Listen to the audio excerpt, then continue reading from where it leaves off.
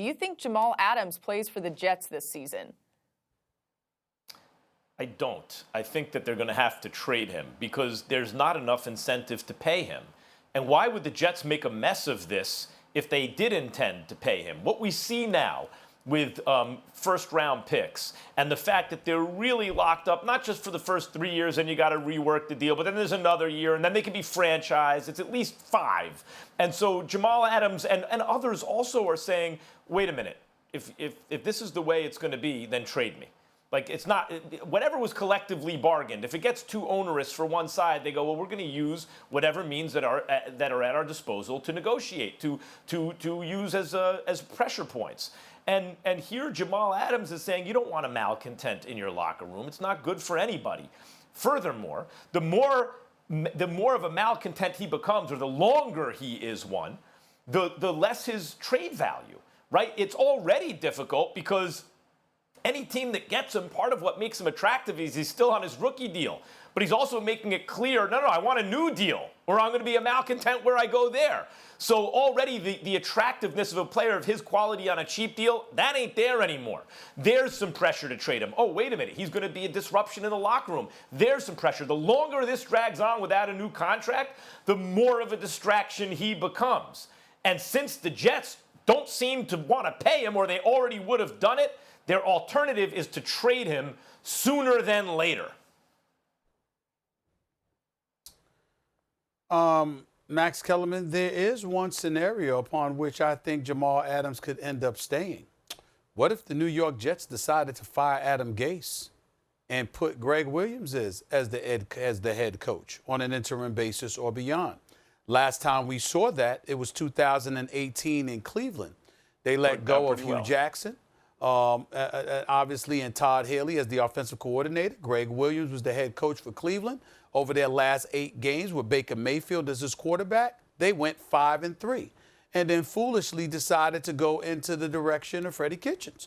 If they had left in Greg Williams as a coach, maybe there would have been legitimacy attached to yours and others' proclamations that the Cleveland Browns were going to be a Super Bowl contender.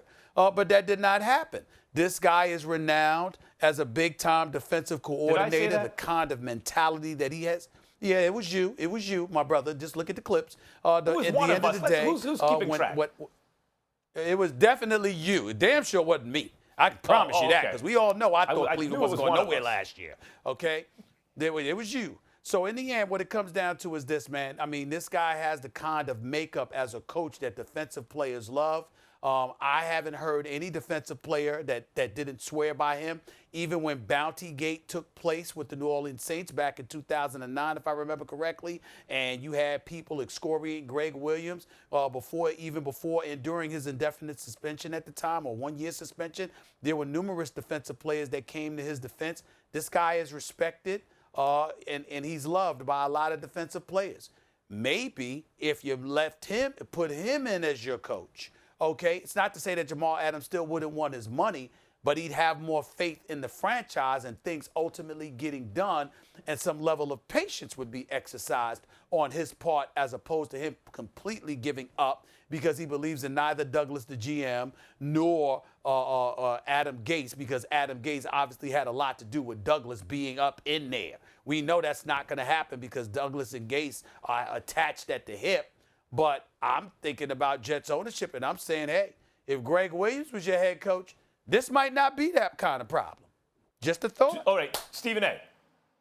Question based on this thought. Number one, Gase is not the same thing as Hugh Jackson, because while they were a game under 500 last year, the Jets were, in Gase's first year, which ain't terrible, they were a game over 500 when Darnold was healthy. So it's not like you can replace Gase and expect huge improvement, because they're around a 500-ish team, not a winless team like under Hugh Jackson, essentially.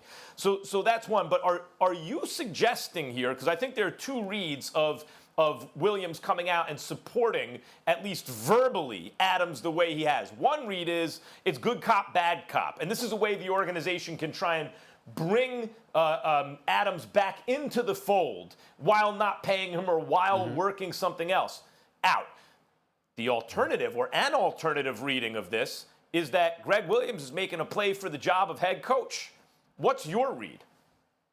Well, Well, mine would be the latter. First of all, Adams is a smart brother. He ain't stupid enough to fall for the first thing you mentioned, where a good cop, bad cop can ultimately lead to him being a bit more patient and understanding. Now, he ain't falling for that. But I think that if number 2 happened, Greg Williams became the coach, I think that would go a long way towards assisting the Jets in keeping Adams, even though, again, they have all his rights and they have the leverage. They don't have to capitulate to his demands, to be quite honest with you. But I think it would be a lot easier to stomach if he had a coach that he respected and liked. And I consider, and I want to say this, I consider Greg Williams the modern-day Buddy Ryan.